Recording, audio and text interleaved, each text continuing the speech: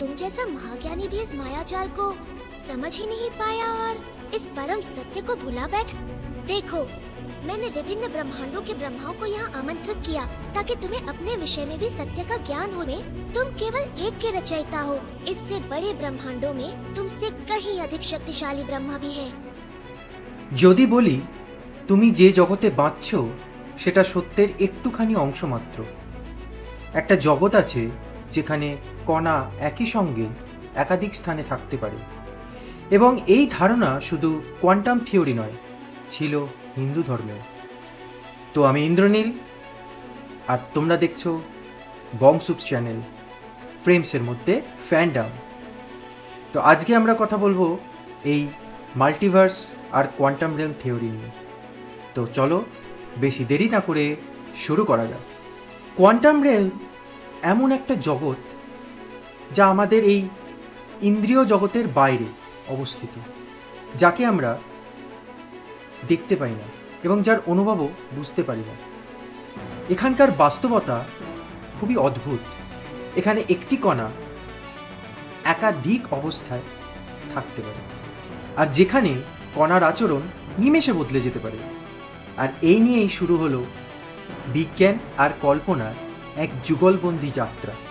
বিজ্ঞানে এই quantum realm, multiverse, wormhole, black hole, parallel universe, paradox, quantum theory, এইসব নিয়ে বিগত কয়েক দশক ধরে আলোচিত হচ্ছে। কিন্তু আমাদের এই পুরাণে বহু বহু যুগ আগে এই বহু বিশ্ব অর্থাৎ মাল্টিভার্সের কথা উল্লেখিত আছে, যেখানে বলা রয়েছে যে এই প্রতিটি মহাবিশ্বে তাদের নিজস্ব ব্রহ্মা, বিষ্ণু ও মহেশ্বর রয়েছে। এ এক প্যারালাল ইউনিভার্সের প্রাচীন সংস্করণ।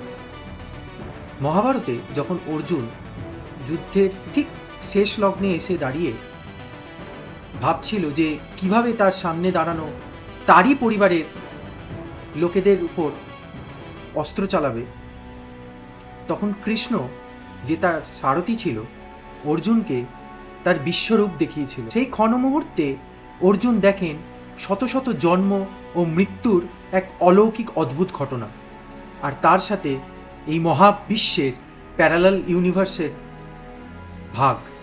এটা সময় আর বাস্তবতার এক ধরনের সুপারপোজিশন নয় কি?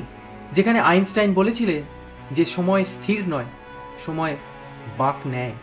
আর ইন্দ্রস নেট একটি অনন্ত জাল, যেখানে প্রতিটি বিন্দুতে রত্ন আর প্রতিটি রত্নে প্রতিফলিত হয় এক অনন্য সব। এটাই তো কোয়ান্টাম এনলাইটমেন্ট, যেখানে একটি কণা আরেকটি কণার থেকে দূরে থেকেও যুক্ত। আর এই পুরাণের গল্প দেখেই মার্ভেলের এই মাল্টিভার্স তৈরি হয়। হ্যাঁ, স্ট্যানলি আর জ্যাক কার্বি মার্ভেলের কমিক্সে এমন বহু ক্যারেক্টারকে এনেছেন যেটা ইন্ডিয়ান মাইথোলজির ওপরই বেস। যেমন হকাই কিন্তু অর্জুনেরই একটা অংশ, থর কিন্তু ইন্দ্রেরই একটা অংশ, ক্যাপ্টেন আমেরিকা যুধিষ্ঠিরের একটা পার্ট। এগুলো তারা অনেক ভেবেচিন্তে তার এই মার্ভেল কমিক্সে ইন্ট্রোডিউস করান। আমাদের বেদ, আমাদের ভগবদ্গীতা অনেক কিছু বলে গেছে, যেটা এখনও রিসার্চ হয়। আর সেখান থেকেই মার্ভেল সিনেম্যাটিক ইউনিভার্সে এই মাল্টিভার্সের জন্ম হয়েছে, যেখানে আমরা দেখি অ্যান্টম্যান কোয়ান্টাম রিয়েলমে যায় এবং সেখানে গিয়ে তার পরিবারকে বাঁচায়। যেখানে আমরা দেখি অ্যাভেঞ্জার্স এন্ড গেমে যখন তাদের পাস্টকে বদলাতে হয়, তারা টাইম ট্রাভেল করে। এছাড়া doctor strange multiverse of madness ভুললে চলবে না, যেখানে আমেরিকান চ্যাভেস ডক্টর স্ট্রেঞ্জকে প্রতিটি মাল্টিভার্সের দর্শন দেয়। আর এই বিজ্ঞান আর এই পুরাণ মিলেই তো এই জগতের সৃষ্টি, যেটা আজও আমাদের কাছে অজানা।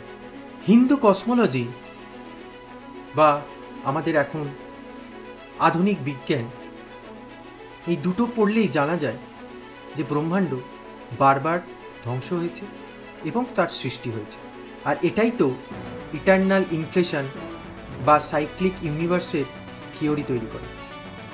এই ওয়ার্মহোল থিওরি, যা কিনা আইনস্টাইনের কাগজে লেখা ছিল, বা ব্ল্যাক হোল থিওরি, যা স্টিফেন হকিংস বলেছিল, সেটা কোথাও গিয়ে এখন থিওরি থেকে বাস্তবে বেশি পরিণত হচ্ছে।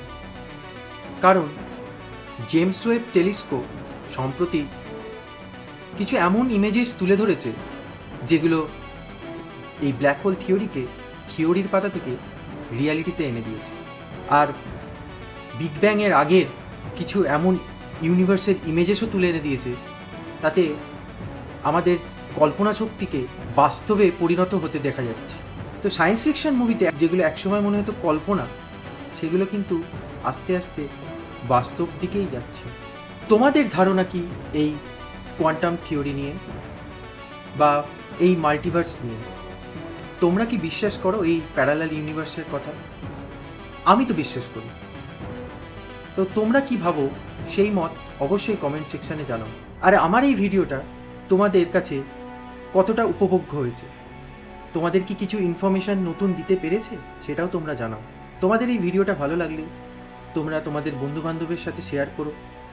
অবশ্যই তোমরা সাবস্ক্রাইব করো আর বেল আইকনের নোটিফিকেশানটা অল করে দিও, কারণ আমি ভিডিও দিলেই তোমাদের কাছে যাতে সঙ্গে সঙ্গে নোটিফিকেশান আসে। আমি এই ধরনের তথ্য নিয়ে রোজই প্রায় ভিডিও বানাচ্ছি, যেখানে আমি ফিল্ম নিয়ে আলোচনা করছি, কমিক্স নিয়ে আলোচনা করছি, এরপর আমি মাঙ্গা অ্যানিম নিয়ে আলোচনা করব। তো তোমরা আমার পাশে থেকো। আজকের মতো ভিডিওটা এখানেই। আবার দেখা হবে স্ক্রিনের এপারে বং সুপসের সাথে। বাই। সাবস্ক্রাইব করুন আমাদের বং সুপস চ্যানেলকে for latest news and updates.